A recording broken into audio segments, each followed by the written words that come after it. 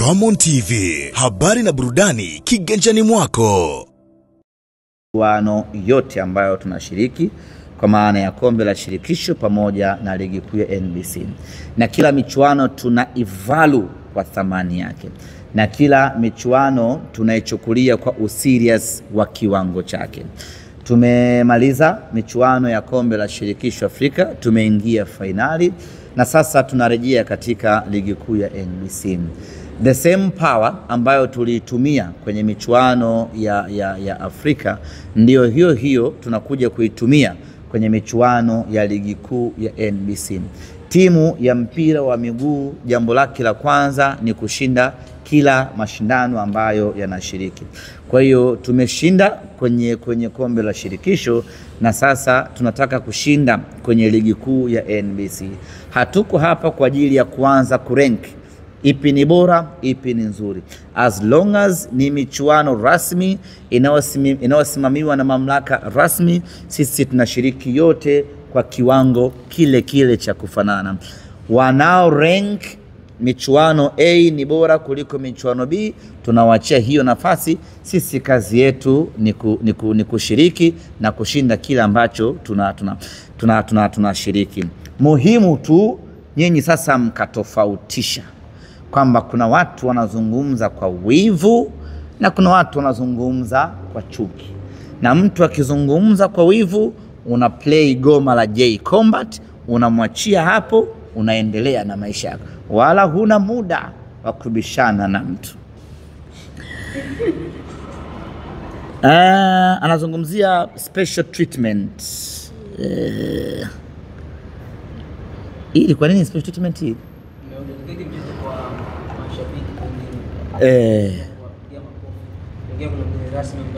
Mgeni rasmi hakuna, lakini bado milango iko wazi. Kama nitapokea maelekezo yote kutoka kwa viongozi wangu wa juu, basi tutamtangaza. Lakini mainly kesho ni siku ya kuwapa heshima mashabiki wachezaji wetu, kwa sisi mashabiki kuwapigia makofi. Yani hata kama una mikono unatakiwa usimame, mechi ikianza utafute namna ya kuwapongeza wachezaji. Na mara baada ya salamu, mara baada ya ile ile ya kupiga picha ile. Inaitwaje ya kupiga picha ile? Kupiga picha ile za kumbukumbu. Kikosi kishakaguliwa, wanapiga picha.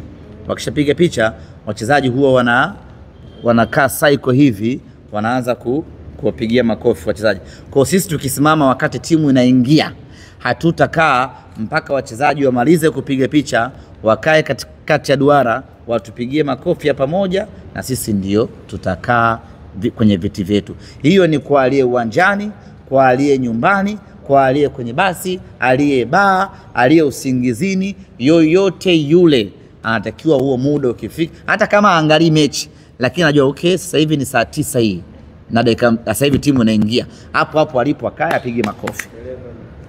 Dereva simamisha gari, tupigie makofi. Tumefanya kazi kubwa sana. Ameuliza hapa kwamba tunawakilisha taifa.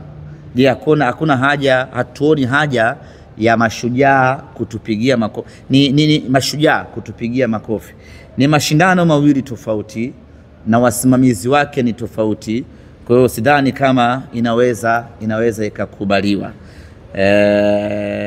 Kwa hiyo nadhani hata kuomba hatuna haja ya kuomba, sababu ingekuwa ni tumepata mafanikio kwenye ligi kuu ya NBC, maana yake kanuni ingeweza kuwalazimisha, lakini wanaruhusiwa wakitaka kutupigia makofi kwa maono yao. Bana, Simba Sports hawa wametutoa kimasomaso Tanzania, acha tuwapigie makofi, tutayapokea kama atakuwa ni makofi ya kweli, sio ya kinafiki.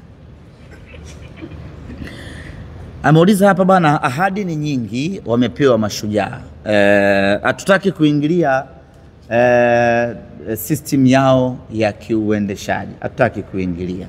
Wenyewe wanaweza kuahidiana chochote wanachotaka kuahidiana, wanaweza kupeana chochote wanachotaka kupeana, wanaweza kugawiana chochote wanachoweza kugawiana. Sisi tunachosema tu ni kwamba chochote watakachopeana mashujaa kisiwatie uchizi wakaja uwanjani kucheza mpira wa hovyo kwa sababu wamepaniki, wanataka kutimiza malengo yao, wakatuumizia wachezaji wetu. Hilo ndo jambo la msingi sana. Wenyewe waje wacheze mpira, watu wa enjoy. Na mimi of course Mashujaa na wafahamu sana, ni katika timu ambazo zinamiliki wachezaji wengi wazuri na bora. Kama wataamua kucheza mpira, watu wataenjoy sana, hasa eneo la katikati lile la kina Yusuf Dunia. Watu watafurahia pakubwa mno, mpira mkubwa sana. Kwa hiyo wakija tukacheza mpira itakuwa ni vizuri, na timu bora iliyojiandaa vizuri itapata matokeo, na wao kama wameandikiwa kushinda watashinda, na zawadi waliowekewa watakwenda kuchukua. Lakini wasijilazimishe sasa wakaamua kucheza kwa fujo, wakaamua kucheza kwa vurugu, wakaamua kuparamia tu ili mradi watimize malengo ya kupewa bonus walioahidiwa. Kusema kweli tunawaomba sana tukacheze kistaarabu, na niwakumbushe wachezaji, mlinzi wa kwanza wa mchezaji ni mchezaji mwenzie. Ukimchezea mchezaji mwenzio vibaya kwa lengo la kumuumiza, unakuwa unaharibu kazi yake na unaharibu maisha yake. Na ujifikirie, ukiumizwa wewe kwa kiwango hicho, ukakaa nyumbani kwa tena bora Simba unaweza ukamuumiza mchezaji wetu tukaendelea kumlipa mpaka mkataba wake ukimalizika. Kwa wewe Mashujaa ambayo hali zenu tunazijua, tia maji pangu pakavu, ukiumizwa ukakaa nje miezi 2-3, sidhani kama klabu yako inaweza ikakulea kipindi chote hicho. Kwa hiyo wachezaji wenyewe wapendane, wachezaji wenyewe walindane, wacheze mpira kulingana na ubora wao, na mimi naamini katika ubora wao. Twende tukashindane, timu bora itapata matokeo. Unasema mpewa shingapi? Shingapi mpewa? Milioni 100. Sare milioni 50. Sijui imetoka wapi, lakini wao hawana uwezo wa kuahidiana hii hela. Hilo jambo na hakika nalo kabisa. Ni jeshi. Kama ni jeshi sana. Sinchonganishe na jeshi. Kama ni jeshi wanaweza kutoa.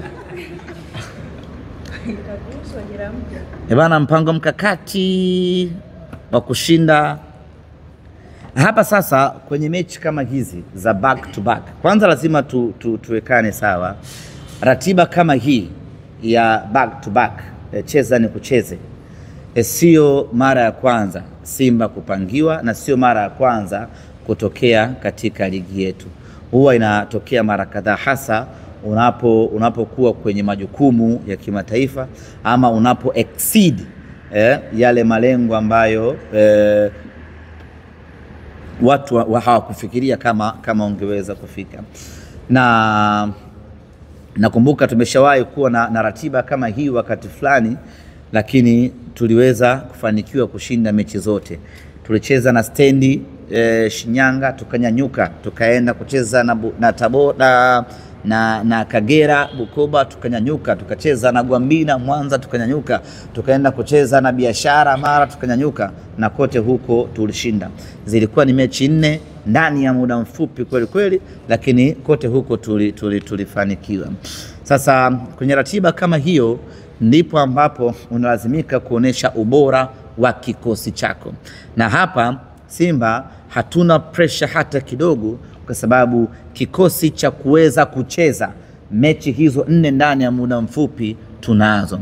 Katika mechi kama hizi ndipo utaona ubora wa mwalimu kwenye kufanya rotation. Katika mechi kama hizi ndipo utaona ubora wa wachezaji kuwa na endurance kubwa ya kuweza kucheza mechi leo, akapumzika kesho na kesho kutwa, akamkia tena uwanjani na bado akawa na kiwango kile kile.